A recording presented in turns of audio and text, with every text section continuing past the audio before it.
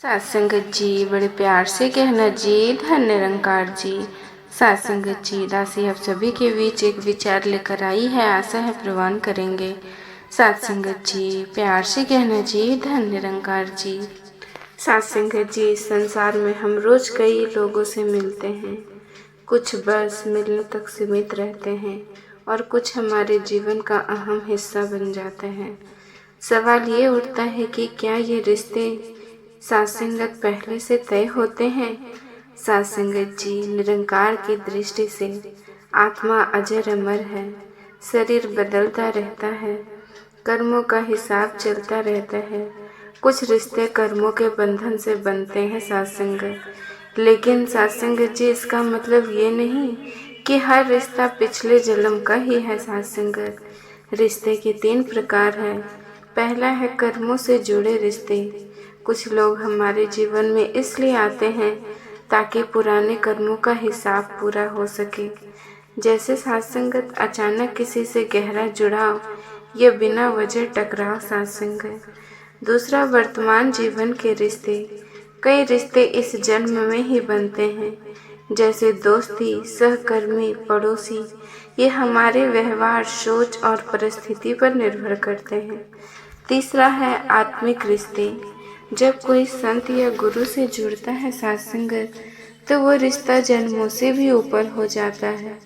ये रिश्ता निरंकार से जोड़ता है, जो सबसे सच्चा है, अस्थाई होता है। सात संगत जब इंसान निरंकार को पहचान लेता है, तब उसे समझ आता है कि हर रिश्ता का एक माध्यम है, मंजिल नहीं।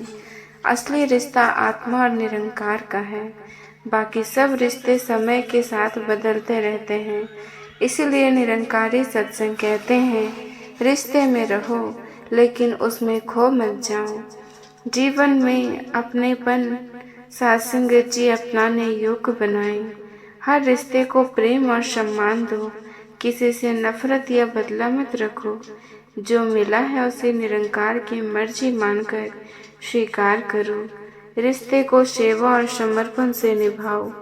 हर रिश्ते पिछले जन्मों से जुड़ा हो ये जरूरी नहीं है सात संगत, लेकिन हर रिश्ता किसी न किसी कारण से हमारे जीवन में सात संगत आता है, या तो कुछ सिखाने या कुछ पूरा करने या हमें आगे बढ़ाने के लिए। सात संगत जी सबसे बड़ा और सच्चा रिश्ता केवल निरंकार से है। सात संगत जी आपके जीवन के कई सात संगत जी अनसुलझे सवालों के जवाब आज आपको मिल जाएंगे। कभी आपने ये सोचा है कि कुछ लोग अचानक हमारी जिंदगी में आते हैं और पहले ही मुलाकात में दिल के इतने करीब हो जाते हैं जैसे हम उन्हें सदियों से जानते हों।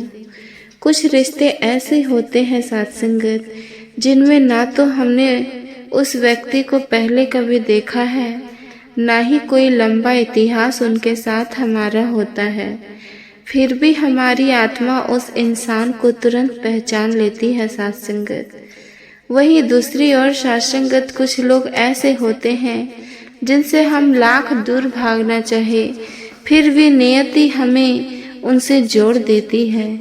क्या सात संगत ये सब इत्तेफाक है? सात संगत परमहंस योगानंद जी बहुत सुंदर शब्दों में कहते हैं कि कोई भी रिश्ता यूं ही नहीं बनता, यह आत्माओं की पूरी यात्रा का हिस्सा होता है।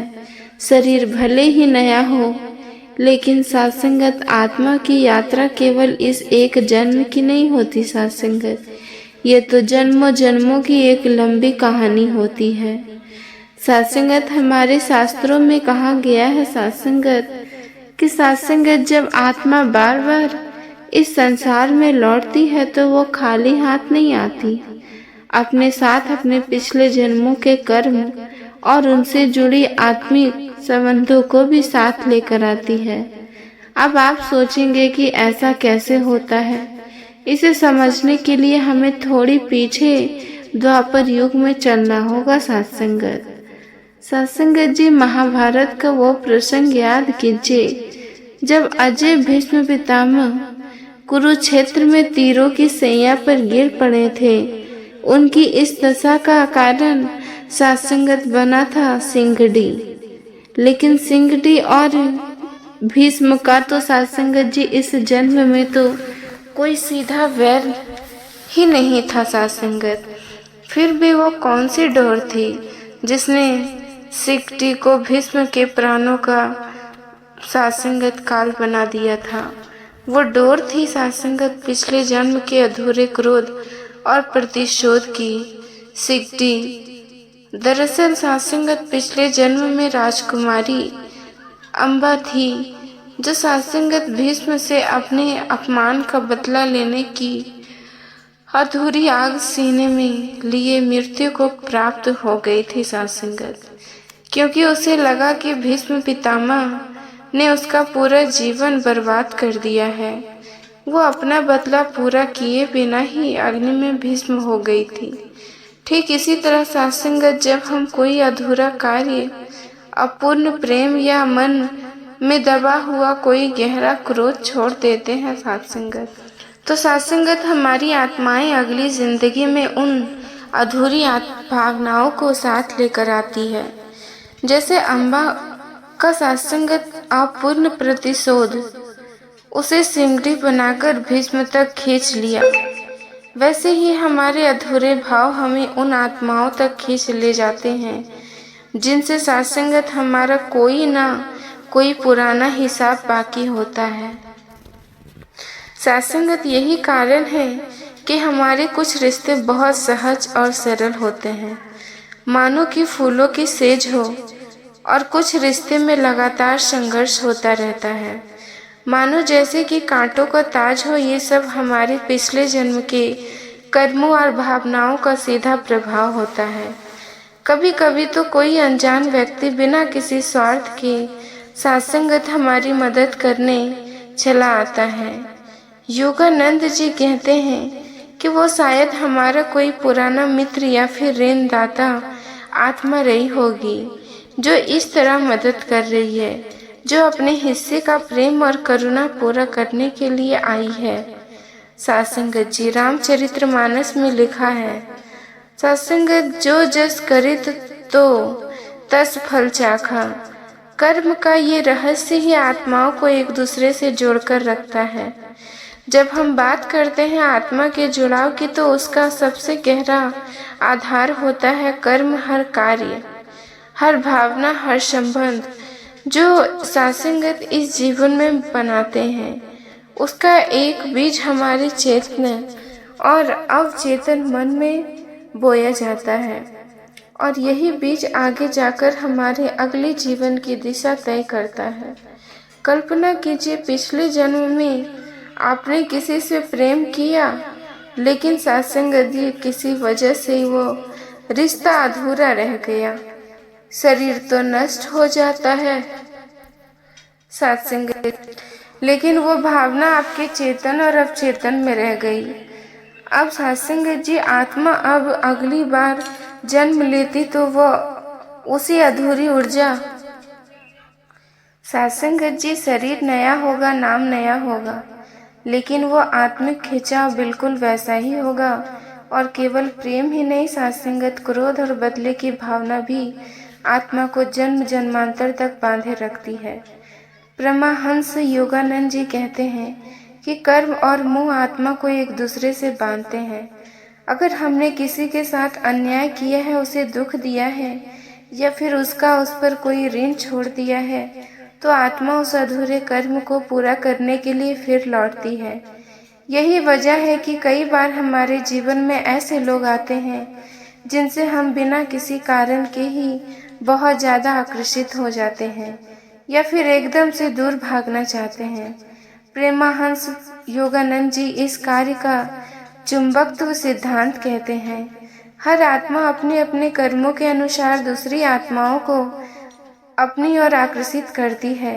फिर चाहे वो सात्संगत आपके माता पिता के रूप में आए, आपके जीवन साथी के रूप में आए, या फिर महज एक राहगीर की तरह जो जीवन के किसी एक मोड़ पर आपकी मदद कर दे और आकर निकल जाए। सात्संगत, जब हम इस महान रहस्य को समझ लेते हैं, इस कर्म के सिद्धांत को समझते हैं, तो हमारे सोचने का नज़रिया बदल जाता है। तब साथ संगत जी हम अपने रिश्ते को केवल भावनाओं या फिर दुनियावी अपेक्षाओं की नज़र से नहीं देख पाते, बल्कि साथ संगत एक आध्यात्मिक दृष्टि से देखना शुरू कर देते हैं।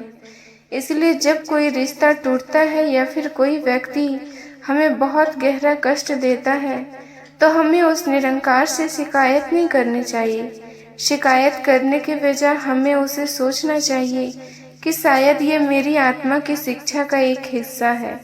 शायद ये किसी पुराने ऋण का भुगतान हो रहा है जो मैंने ही कभी गलती से शुरू किया होगा। कभी कभी आत्मा पुराने घाव को भरने लौटती है। कभी ये सिखाने भी आती है कि बिना दरस्त प्रेम कैसे किया जाता है। हर जन्म में रिश्ते बदलते हैं साथ संगत, नाटक के पात्र नहीं बदलते।